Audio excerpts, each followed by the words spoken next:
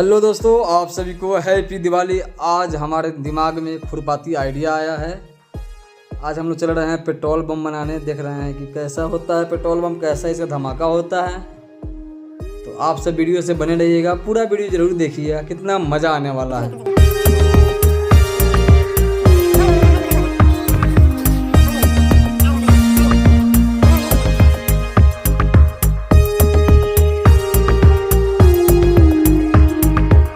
दोस्तों, इस गाड़ी में जो है पेट्रोल थोड़ा कम था, इसलिए अब दूसरे गाड़ी की तलाश कर रहे हैं। किसी तरह से गाड़ी मिलेगा तो।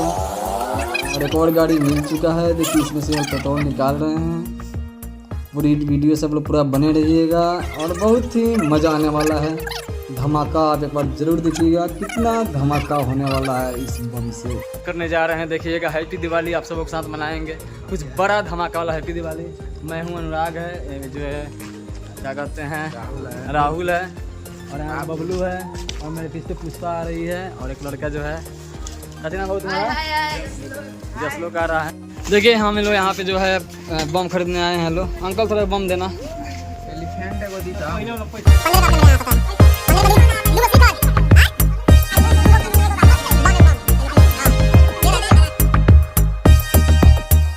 देख सकते हैं दोस्तों, कौन सा बम है बाबू? दूसरा